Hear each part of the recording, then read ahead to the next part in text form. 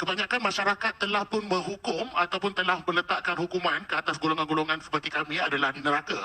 Jadi saya nak tanya dengan Habib sendiri, apa pendapat Habib tentang golongan-golongan transhuman ataupun golongan-golongan LGBT di dunia ni lah. Sebab apa, kami ni semua golongan-golongan LGBT ni sebenarnya kami masih lagi mencari jalan ke Allah.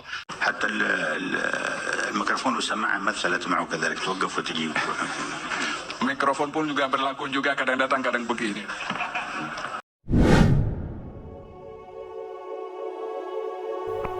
Bismillah, Alhamdulillah, Assalatu wassalamu ala rasulillah. Assalamualaikum warahmatullahi wabarakatuh.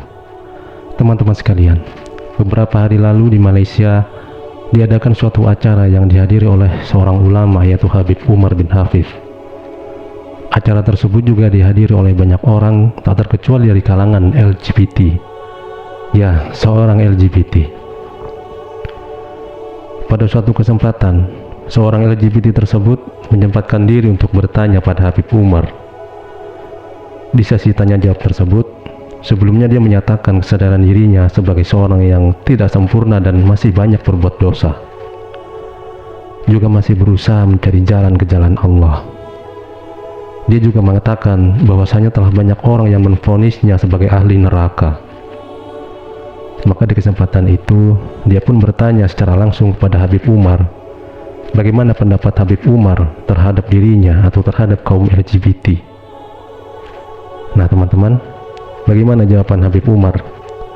Mari simak videonya. Okey, Assalamualaikum Habib. Okey, saya mewakili daripada transgender ataupun golongan-golongan LGBT. Di sini saya ingin tanya dengan Habib sendiri.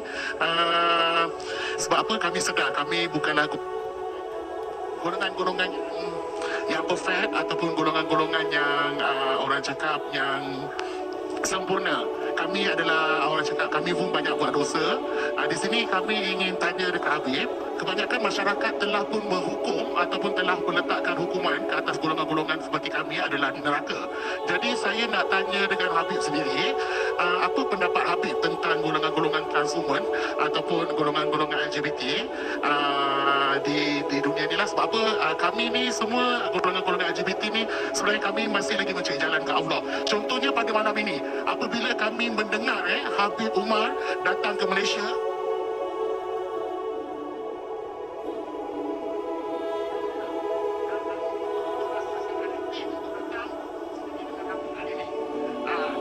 Alhamdulillah. Terima kasih Kak Imam Fatimah kerana sudi telefon kami. Kalau nak ikutkan, ramai lagi yang nak datang pada malam ni. Kami betul-betul ingin mengucapkan terima kasih pada Habib kerana sudi datang, sudi share ilmu kepada kami semua. Terima kasih Tuan Habib. Terima kasih Kak Abah mewakili sahabat-sahabat kita. Kita dengarkan jawapan daripada Fadilatul Habib Umar bin Hafiz hafizahullah. Fadhal. حتى الميكروفون والسماعة مثلت معه كذلك توقف وتجي. Mikrofon pun juga berlaku juga, kadang datang kadang begini.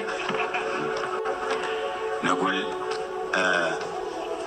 علمنا أن في الذنوب صغائر وكبائر، وأن الصغائر تكفرها الحسنات بأصنافها، وأن الكبائر يكفرها شيء واحد، التوبة إلى الله تبارك وتعالى.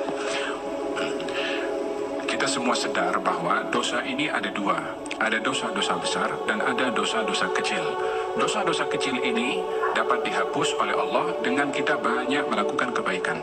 Dan dosa-dosa besar tidak dapat diampunkan kecuali dengan kita bertaubat kepada Allah. وجاء بعض الناس تعرض في الطريق، قطاع الطريق أخذوا عليهم متاعة، فجاء إلى رئيس هؤلاء قطاع الطريق ليستشفعوا أن يردوا عليه بعض حاجاته وكتبه، وداروا بقهوة، فامتنع رئيسهم من أن يشرب القهوة. قال: ما لك لا تشرب القهوة؟ قال: إني صايم. قال: أنت رئيس عصابة تقطع الطريق على الناس وتصوم؟ قال: ما نقطع كل حبالنا بيننا وبين الله، نخلي بيننا وبين الله حبل، ربما يرحمنا بسبب ذلك الحبل. Diceritakan ada seorang perompak yang dia merompak satu kafilah, satu orang yang sedang berjalan, dan dirompak hartanya oleh perompak itu. Kemudian dihidangkan kopi di hadapan perompak-perompak itu. Ketua perompak itu tidak mahu minum kopi. Lalu ditanya kepada perompak itu, ketua perompak, kenapa kamu tidak minum kopi? Kata ketua perompak itu, saya sedang berpuasa. kata orang itu, kamu ketua perompak, ambil hak orang, rampas hak orang, tapi kamu berpuasa? Katanya, iya, saya melakukan banyak dosa, tetapi saya tidak mau memutuskan hubungan saya dengan Allah hatta dengan satu ibadah yang saya ingin lakukan kepada Allah. وبعد سنوات جاء إلى الحج فوجد هذا الرجل يدعو الله عند الكعبة وهو في حال حسن فسأله قال ذاك الحبل الذي أوجيته بيني وبين ربي أدركني به وأنا قد تبت وصرت الآن في حال جميل. Berlalu beberapa tahun, ketua perompak itu didapati berada di dalam melaksanakan haji. Dalam saat melaksanakan haji, berjumpa dengan orang-orang yang dirompak hartanya. Kemudian kata orang yang dirompak itu, kata melihat kepada ketua perompak itu yang sudah pergi ke haji dengan ibadah dan khusyuk kepada Allah Subhanahu Wa Taala, maka kata orang yang dirompak itu, kamu sudah berubah daripada yang dulu. Katanya, ya, ini kesan daripada ibadah aku dulu yang aku tak putuskan dengan Allah. Inilah buah daripada aku menghubungkan diri dengan Allah pada waktu itu. فحافظ على ما بينك وبين الرحمن تعالى من حبال صلة. Jagalah hubungan antara kamu dengan Allah dengan hubungan yang berterusan, jangan diputus dengan Allah. مثل أداء الفرائض الخمس. Seperti melakukan sholat 5 إذا waktu. كانت في جماعة وأدركت التكبيرة الأولى فيها مع الإمام فهي أعظم وأفضل. Lebih baik menjaga sholat 5 waktu. Baik lagi kalau dilakukan dalam keadaan berjamaah. Lagi baik kalau berjamaah dengan mendapatkan takbiratul ihram pertama bersama dengan imam. ما وجب عليك من زكاة فأدها. Apa yang Allah wajibkan kepada kamu daripada zakat, lakukanlah dan keluarkanlah zakat. انتبه من صوم رمضان. Dan juga hendaklah kamu jaga hak Ramadan untuk kamu berpuasa. إن كان لك أب أو أم فبرهما. Kalau kamu mempunyai kedua orang tua, berbaktilah kepada keduanya. وجيرانك أحسن إليهم. Jiran kamu berbuatlah ihsan dan baik kepada mereka. لا تظلم صغير ولا كبير. Jangan berlaku zalim kepada anak kecil atau orang dewasa. وإذا أبقيت هذه الحبال كلها مع الله فالمرجو أن يأخذ بيدك على رغم الشيطان وعلى رغم النفس الأمارة ويأخذك إلى رحمته. Kalau kamu jaga hubungan kamu dengan Allah dengan amal-amal tadi, maka Allah pasti akan mengambil tangan kamu, akan menggapai tangan kamu untuk diberi rahmat dan diberi petunjuk oleh Allah Subhanahu Wa Taala. أما الحكم بالجنة والنار من المخلوقين فليس لهم بذلك الحكم ولا المجال والأمر دائر على الخاتمة وبماذا يختم للإنسان. Adapun orang menghukum orang lain dengan syurga atau neraka, maka tak ada siapa punya hak dan otoriti untuk menghukum orang itu akan nasib mereka syurga atau neraka. Tetapi yang menjadi ukuran itu adalah penghujung daripada kehidupan umur seseorang di dunia ini, baik atau sebaliknya. ويثبت الله الذين آمنوا بالقول الثابت في الحياة الدنيا وفي الآخرة. Allah berfirman dalam Al-Quran, Allah akan menetapkan dengan kalimat yang baik kepada orang-orang yang beriman di dunia dan juga di akhirat. ويضل الظالمين. Dan Allah akan menyesatkan orang-orang yang zalim. Dan Allah itu berhak untuk berbuat apa saja yang diinginkan. Nah, teman-teman sekalian, sebagaimana yang telah kita dengar barusan, yaitu jawaban dari Habib Umar. Beliau menjawab dengan tidak langsung menvonisnya sebagai ahli neraka begitu saja. Beliau memberikan solusi agar Allah memberi rahmat dan petunjuknya pada LGBT tersebut, sehingga dia bisa berada di jalan Allah. Beliau memberi nasihat terhadapnya agar tetap terus tanpa terputus untuk selalu menjaga hubungan dengan Allah, menjaga hubungan dengan amalan-amalan wajib dan mulia, yaitu mengerjakan sholat, menunaikan zakat, berpuasa bulan Ramadan, berbakti kepada orang tua, dan tidak berbuat zalim. Dengan perantara amalan tersebut, diharapkan Allah menghapus dosa-dosa dan menurunkan rahmatnya, serta membukakan jalan baginya untuk bisa berada di jalan Allah. Karena memang amalan-amalan tersebut adalah diantara amalan-amalan yang memang memiliki fadilah menurunkan rahmat Allah dan membersihkan dari dosa, sebagaimana yang tertuang dalam Al-Quran surah At-Taubah, yang artinya, dan orang-orang yang beriman, lelaki dan perempuan, sebagian mereka adalah menjadi penolong bagi sebagian yang lain. Mereka menyuruh mengerjakan yang ma'ruf, mencegah dari yang mungkar, mendirikan sholat, menunaikan zakat, dan mereka taat kepada Allah dan Rasul-Nya. Mereka itu akan diberi rahmat oleh Allah. Sesungguhnya Allah Maha Perkasa lagi Maha Bijaksana. Juga pada hadis Tirmizi terkait zakat atau sedekah, yaitu bahwasanya sedekah dapat menghapus dosa sebagaimana air dapat memadamkan api. Juga dalam hadis Bukhari dan Muslim yang diceritakan oleh sahabat Abu Hurairah radhiyallahu anhu bahwasanya Rasulullah SAW bersabda,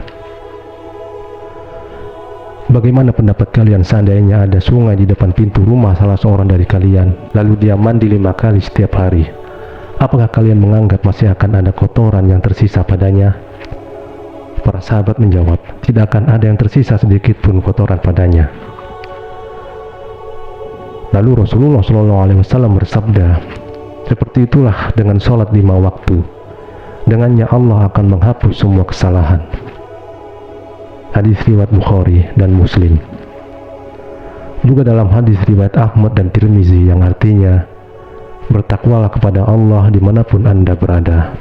Iringilah perbuatan dosa dengan amal kebaikan, karena kebaikan itu dapat menghapusnya. Serta bergaullah dengan orang lain dengan akhlak yang baik. Nah, dengan kita istiqomah dan ikhlas pada amalan-amalan tersebut, maka insya Allah akan membersihkan diri kita dan memberikan rahmat-Nya. Maka hati kita akan mudah untuk menerima hidayah sehingga kita bisa berada di jalan Allah. Lain hal bila kita tidak menjaga hubungan dengan Allah, meninggalkan amal-amal soleh, selalu gemar berbuat dosa, maka hati kita akan mati, sulit mendapat hidayah, sulit menerima kebenaran, dikarenakan dosa yang telah banyak tertumpuk tanpa berusaha untuk menghapusnya. Sebagaimana dinyatakan dalam surah Al-Mutaffifin ayat 14, di mana ayat tersebut menjelaskan sebab dari orang-orang yang menolak dan tidak beriman pada ayat-ayat Allah, yaitu karena telah tertutupi hati mereka oleh sebab apa yang telah mereka kerjakan, yaitu perbuatan-perbuatan dosa. Dan dosa-dosa itu telah banyak tertumpuk lalu menutupi atau membutakan dan mematikan hati mereka hingga akhirnya menjadi sulit bagi mereka menerima kebenaran.